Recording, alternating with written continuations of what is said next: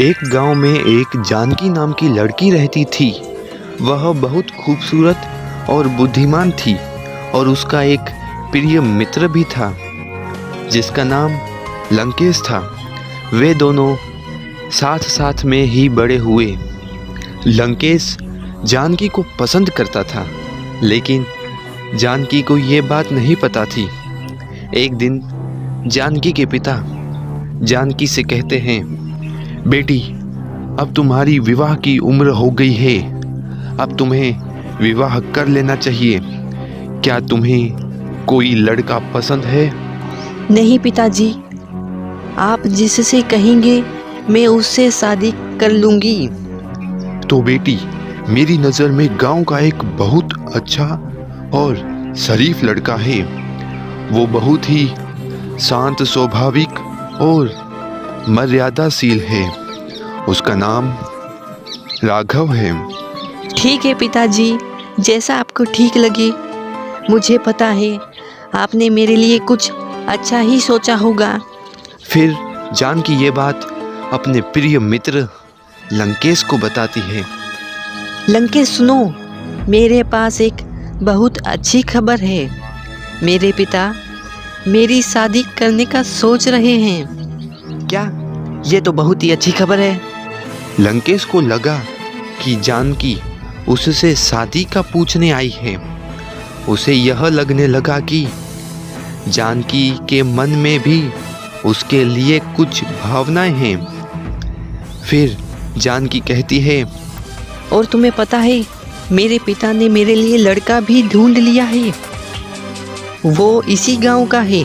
उसका नाम राघव है। क्या?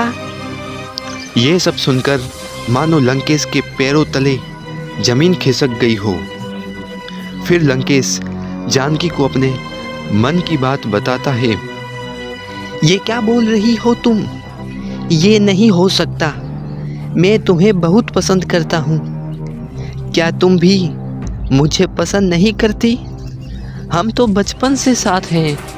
हाँ, वो सब तो ठीक है, लेकिन तुम बस मेरे दोस्त हो। मैंने तुम्हारे बारे में कभी कुछ ऐसा नहीं सोचा, और मैंने अपने पिता से वादा भी कर लिया है। तो अपने पिता को समझाओ और तुम मुझसे विवाह करो। नहीं, अब कुछ नहीं हो सकता। मैं अपना वादा नहीं तोड़ सकती। इतना कहने के बाद जानकी वहाँ से चली जाती है और कुछ महीनों बाद जानकी और राघव का विवाह हो जाता है। एक दिन जब राघव काम से कहीं बाहर गया हुआ होता है, तभी वहाँ पर लंकेश आता है और जानकी का अपहरण कर एक सुनसान जंगल में ले जाता है। राघव जब घर वापस आता है, तब उसे वहाँ जानकी नहीं मिलती है। फिर राघव जानकी को पूरे गांव में ढूंढता है। तभी उसे वहाँ एक साधु बाबा मिलते हैं और वो साधु बाबा कहते हैं, क्या हुआ राघव? आपको मेरा नाम कैसे पता? मुझे सब पता है, मैं बहुत बड़ा ज्ञानी हूँ। तो बाबा, मुझे ये बता दीजिए कि मेरी पत्नी जानकी कहाँ है? वह मुझे कहीं पर नहीं मिल रही है। क्या वह ठीक है? इतिहास अपने आप को दोहरा रहा है। मतलब आप क्या कह रहे हैं? मुझे कुछ समझ नहीं आ रहा। तुम्हें वक्त के साथ सब समझ आ जाएगा, लेकिन अभी तुम इतना समझ लो कि तुम्हारी जानकी का कोई अपहरण कर जंगल में ले गया है। तो तुम शीघ्र ही जाओ और उसे बचाओ।